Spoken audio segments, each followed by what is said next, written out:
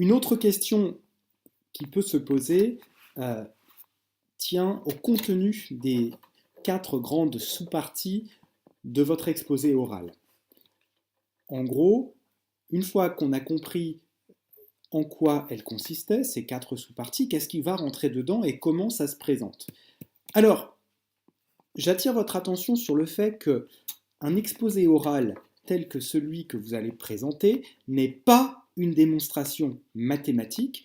On n'est donc pas dans l'approche du type X, alors telle chose, donc ma conclusion.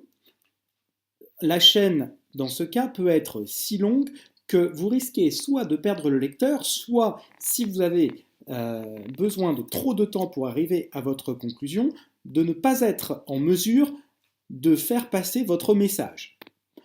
Donc, la difficulté pour vous est non pas d'aboutir à votre conclusion, à votre message, mais à l'inverse, et c'est le deuxième point ici, de partir de votre message, c'est-à-dire de là où vous voulez emmener votre auditoire.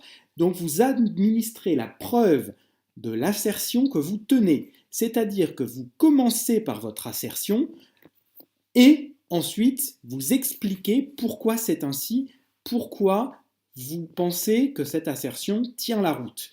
La structure de l'argumentaire à l'oral sera alors mon assertion, parce que ceci, parce que cela.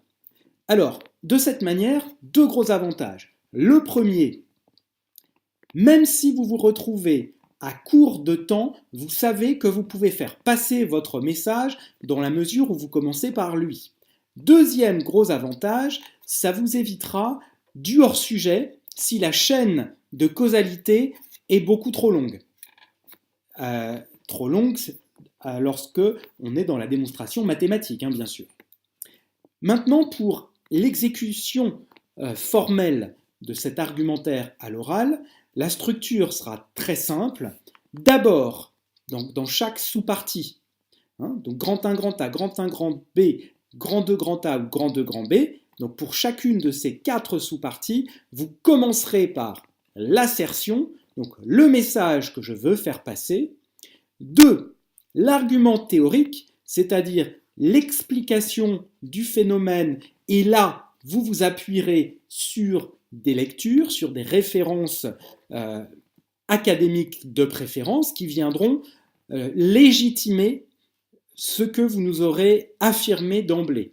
Et enfin, en troisième lieu, l'exemple ou l'illustration empirique permettant de montrer l'applicabilité de votre assertion, la validité de l'argument que vous tenez, et donc, soit vous vous appuyez sur des exemples, sur un exemple plus ou moins connu de la vie des organisations, tout en prenant soin d'éviter les tartes à la crème qu'on a trop l'habitude d'entendre dans des cours de théorie des organisations ou management stratégique, et en prenant soin également d'éviter la tarte à la crème des GAFA qu'on a trop l'habitude d'entendre et qui du coup n'apportent plus rien à la réflexion.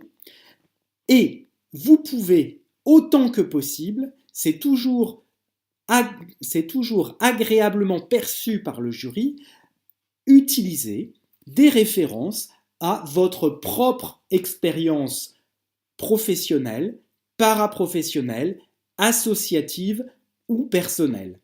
Idéalement, un exemple plus ou moins connu d'entreprise, agrémenté de votre vécu.